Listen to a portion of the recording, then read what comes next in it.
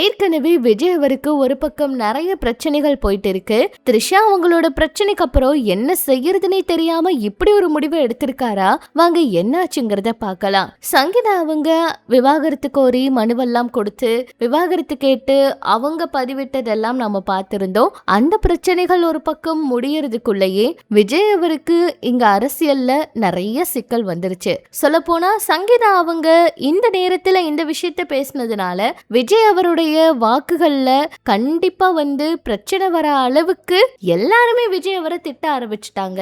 குடும்பத்தையே பார்க்காத ஒருத்தர் அரசியலுக்கு என்னங்க செய்ய போறாரு, அவரு மக்களை எப்படிங்க பார்க்க போறாரு, தன்னோட குடும்பத்தையே இப்படி விட்டுட்டாரு அப்படின்னு எல்லாம் கூட விஜய் அவருக்கு எதிரா பேச ஆரம்பிச்சாங்க.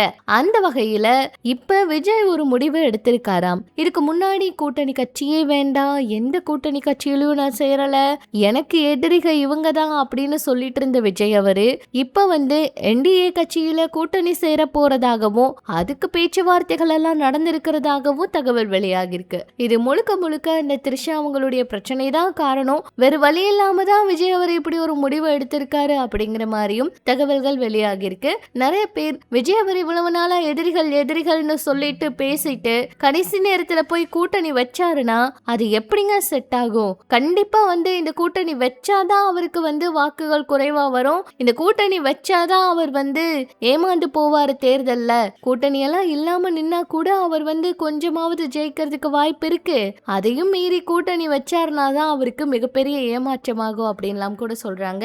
ஒரு சிலர் இந்த கூட்டணி அமைஞ்சா கண்டிப்பா தமிழகத்துல மிகப்பெரிய வெற்றி அடையும், இப்படிப்பட்ட கருத்து கணிப்புகள் எல்லாம் கூட வந்துட்டு இருக்கு. விஜய் அவரு சமீபத்துல ஒரு ஆலோசனை நடத்திருக்காராம். அந்த ஆலோசனையில பாத்தீங்கன்னா அதாவது இந்த மாதிரி கூட்டணிக்கு போலாமா, கூட்டணி வச்சா நல்லா இருக்குமா அப்படிங்கிற மாதிரி எல்லாம் அவங்க கிட்ட அதாவது தொண்டர்கள் கிட்ட கேட்டிருக்காராம். அதுக்கு அவங்களும் நிறைய பேர் சம்மதம் தெரிவிக்கல அப்படிங்கிற மாதிரியும், ஆனாலும் விஜய் அவரு அதுல உறுதியா இருக்காரு அப்படிங்கிற மாதிரியும் தகவல் கிடைச்சிருக்கு. இது எல்லாத்துக்குமே காரணம் த்ரிஷா அவங்களோட பிரச்சனை தான். எதிரின்னு சொன்னவங்களையே இப்ப கூட்டணிக்குள்ள சேர்க்கிற அளவுக்கு நிலைமை வந்திருக்குன்னா அவங்க தான் காரணம் அப்படிங்கிற மாதிரி எல்லாம் கூட எல்லாருமே பேசிக்கிட்டு இருக்காங்க. ஆனா த்ரிஷா அவங்க இப்போ வரைக்குமே அந்த திருமணத்துக்கு அப்புறம் இப்போ வரைக்கும் வரக்கிற எந்த ஒரு விஷயத்துக்கும் பதிலும் கொடுக்கல, எதை பத்தியும் அவங்க பேசல. நிறைய பேர் இவங்க 2 பேருக்கும் ரகசிய திருமணம் நடக்க போகுதுன்னெல்லாம் கூட கிளப்பி விட்டுட்டு இருக்காங்க.